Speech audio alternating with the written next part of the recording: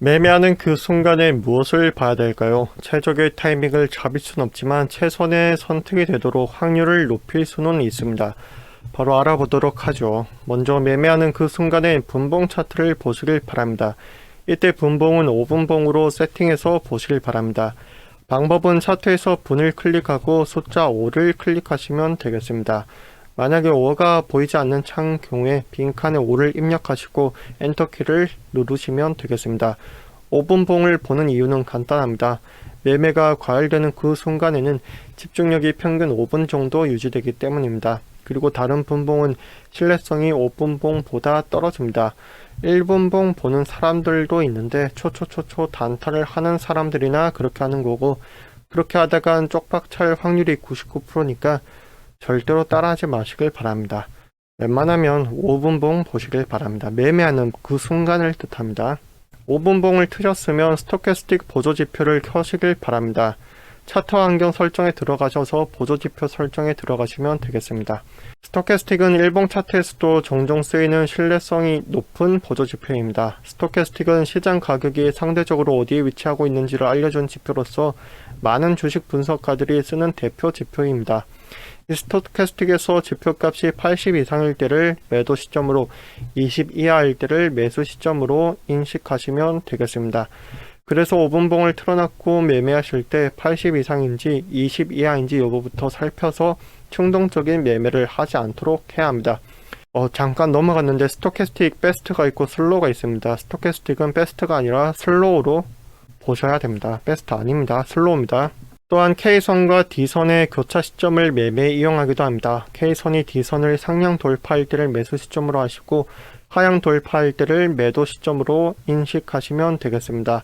이때 5분봉이다 보니까 스토캐스틱이 빈번히 교차해서 판단하기가 어려울 수 있습니다. 이땐 K값이 70 이상의 시점에서 K선이 D선을 하향 돌파할 때 매도 시점으로 하고, K값이 30 이하인 시점에서 K선이 D선을 상향 돌파할 때를 매수 시점으로 인식하시면 되겠습니다. 지금 70이니 30이니 하는 거는 옆에 오른쪽에 숫자가 다 있죠. 이것을 보시고 참고하시면 되겠습니다. 실제로 차트를 보실 때 이렇게 옆에 오른쪽에 80, 100, 60, 40, 20 이렇게 숫자가 있습니다. 이때 지금 화면엔 보이지 않지만 그 십자선이나 가로선을 클릭하셔서 이 창에 화면에 띄워놓고 보시면 숫자를 비교해서 보시면 되겠습니다. 그리고 지금 제가 K선, D선 상향 돌파할 시에 매수하라고 적어놨지만 실제로 지금 화면에서 보실 때는 K선이 D선을 상향 돌파할 때는 빨간색으로 표시가 됩니다. 이거 혹시 빨간색으로 나오지 않으면 차트 환경 설정에 들어가셔서 표시되게 바꾸시면 이렇게 상향 돌파할 때 매수하라고, 누가 봐도 매수하라고 이렇게 표시가 나옵니다. 그리고 누가 봐도 매도할 때는 파란색이 뜨죠. 이런 게 빈번하게 교차할 때는 70, 30 숫자의 매매 타임을 확인하시라는 뜻이고, 이런 게 빈번히 발생하지 않을 때 80, 20을 기준점으로 두고 매수, 매도 타임을 잡으라는 뜻입니다. 이렇게 지금 아래쪽에서 형성될 때는 매수 타임이고 위쪽에 형성되어 있을 때는 매도 시점이다 라는 개념을 설명드린 겁니다. 둘째, 매매하는 바로 그 순간에 유성형 캔들에 속지 마시길 바랍니다. 유성형 캔들의 개념부터 알려드리겠습니다. 유성형 캔들은 석별형처럼 명확한 반전 신호는 아니지만 빈번하게 출현하고 단기적인 천정이 임박했음을 암시하는 패턴입니다. 형태를 보면 상승 추세 마지막에 긴 윗그림자를 갖고 나타나는 작은 몸통의 캔들이고, 몸통은 장중 거래 범위의 하단부에 위치합니다. 소위 말하는 윗골이 달려서 팔아야 하는 캔들이 유성형 캔들입니다. 이때 몸통의 색깔은 중요하지 않고 음봉이 신뢰성이 있다고 보는 것이 대중적입니다. 그러나 통상 색깔보다는 직전 봉과의 갭 여부가 배로 중요합니다. 갭 발생 유성형 캔들은 신뢰성이 높습니다. 그러나 이러한 유성형 캔들은 5분봉에서는 속임수 캔들로 여기시길 바랍니다. 유성형 캔들이 나오면 보통 주가가 떨어지기 마련인데 5분봉에서는 주가 변화에 큰 영향이 없습니다. 그러니 5분봉으로 윗골이 달렸다고 무작정 팔아선 안 되겠습니다. 오히려 매수 기회로 삼아야 할지도 모릅니다. 그만큼 5분봉에서의 유성형은 별 의미가 없으니까 캔들이 만들어졌다고 충동적인 매매를 하지 마시길 바랍니다.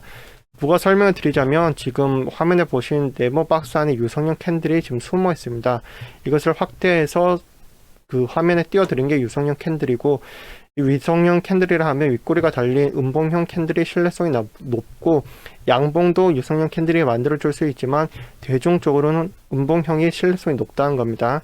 그리고 음봉형이 만들어지더라도 윗꼬리가 달렸다고 해서 무조건 팔아야 되는 신호가 아니라 직전 봉과의 갭 여부, 갭이 발생하는 그것이 더 중요하다고 말씀드린 겁니다.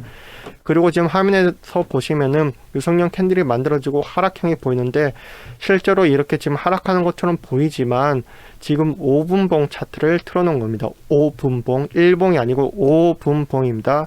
5분봉이 만들어져서 지금 이렇게 낮아진 것으로 보이지만 실제로 이 등락폭이 크지 않습니다. 다시 회복되는 게 보이고 있죠, 지금. 이해가 안 되시면 댓글로 남겨주시면 답변 드리겠습니다. 셋째, 이평선 골든 크로스 땐 매수하셔도 좋습니다. 골든 크로스는 5분봉에서도 기지를 발휘합니다. 단기 이평선과 장기 이평선이 정별되면서 추세선이 차례대로 쭉 뻗쳐나가는 것은 가장 이상적인 상승 흐름이죠. 이것은 5분봉에서도 통계학적으로 높은 상승 반전을 이끌어냅니다. 그러니 매매하는 그 순간에 이평선들이 골든 크로스 하는지 여부를 꼭 보시길 바랍니다. 얼마에 살지 모르겠을 땐 이평선 골든 크로스 여부를 체크하시길 바랍니다. 단 조건이 있습니다. 캔들이 골든 크로스 언저리에서 겨우겨우 만들어지면 의미 없는 골든 크로스니까 매수를 보류하시길 바랍니다. 넷째, 매매하는 그 순간에 주가가 가열되어서 일시적으로 변동성 완화 장치가 발동되었다면 발동이 풀리는 시간 직후에는 매매하지 마십시오. 발동이 풀리고 나면 일시적으로 장이 가열되어서 급락할 수도 급등할 수도 있습니다. 그러나 통계를 내보면 발동이 풀리고 급등보다 급락이 있는 경우가 빈번합니다.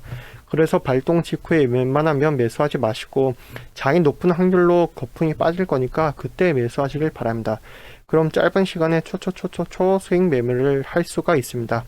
지금 예를 들어서 9시 15분에 그 변동성 완화 장치가 풀린다면은 그 9시 15분 딱 되자마자 장에 들어가서 매매하지 마시라는 뜻입니다. 상당한 확률로 그 매매가가 떨어질 확률이 높습니다. 그렇게 떨어지고 난 다음에 사시면은 바로 또 급등을 합니다. 그때 수익 매매를 하시라는 뜻입니다.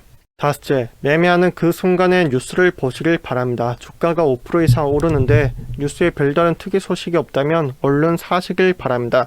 왜냐하면 뉴스에 나오기도 전에 5% 이상 오른 것은 세력들이 해당 종목을 선택했다는 뜻입니다.